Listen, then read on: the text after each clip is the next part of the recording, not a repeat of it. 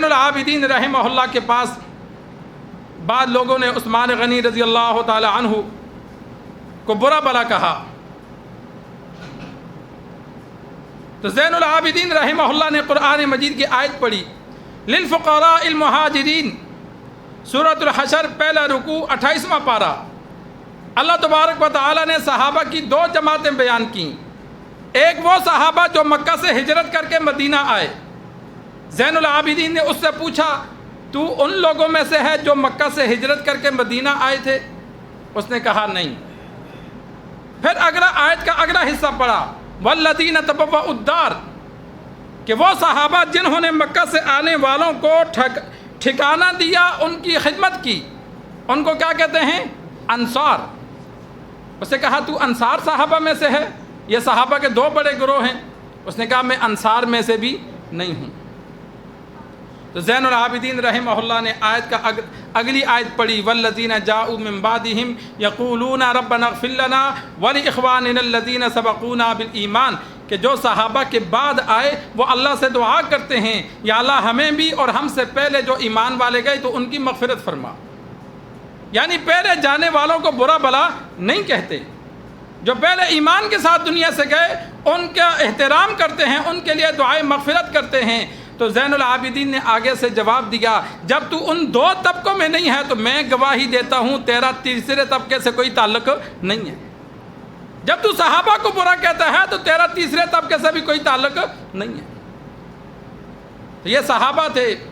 عمر فاروق رضی اللہ تعالی عنہ کی 26 ذی الحجہ کو شہادت ہے، 23 کو جو صحیح سیرت میں آیا ہے 23 کو زخمی ہوئے تھے، اور 26 کو یا 27 کو دنیا سے تشریف لے گئے۔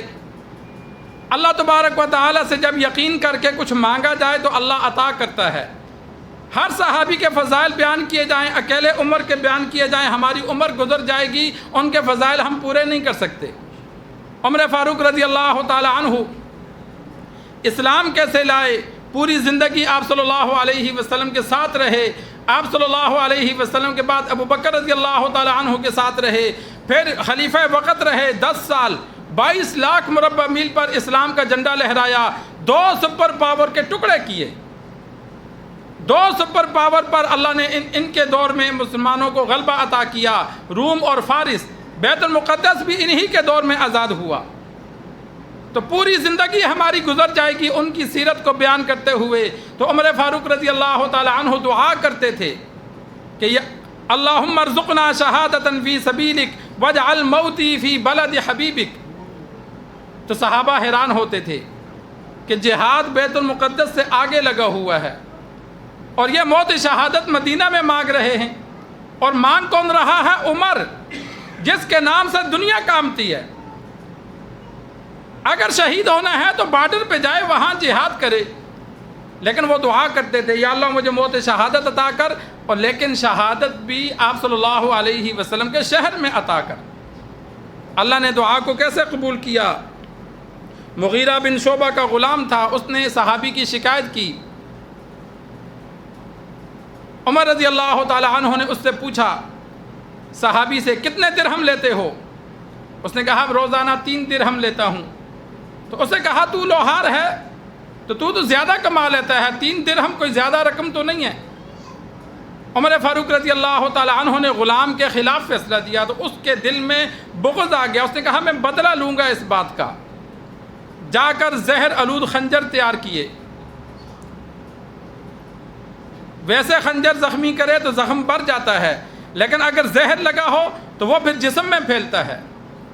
یہ جو اسلحہ ہوتا ہے، یہ جو گولیاں ہوتی ہیں، یہ صرف لوہا نہیں ہوتا، یہ صرف لوہا ہو انسان کو لگے تو انسان نہ مرے، ان کو زہر کے پانی میں ابالا جاتا ہے، گرم کیا جاتا ہے۔ یہ خنجر آپ نے دیکھا ہوگا، گن کے آگے بعض دفعہ خنجر لگا ہوتا ہے، 303 گن ہے، دیگر گنیں ہیں، ان کے آگے خنجر بھی لگا ہوتا ہے کہ گولیاں ختم ہو جائیں، دشمن قریب ہو تو اس کو خنجر مارو، اور وہ خنجر زہر آلود ہوتا ہے، اگر وہ کسی کو تھوڑا سا بھی چبھ جائے گا تو وہ زہر پھیل جائے گا جسم میں، جس سے وہ مرے گا۔ تو اس نے خنجر تیار کیا، اس کو زہر آلود کیا، زہر میں گرم کیا۔ عمر فاروق رضی اللہ تعالی عنہ فجر کی نماز پڑھا رہے تھے، تو اس دور میں زیادہ روشنی مساجد میں نہیں ہوتی تھی، چراغ صرف جلائے جاتے تھے۔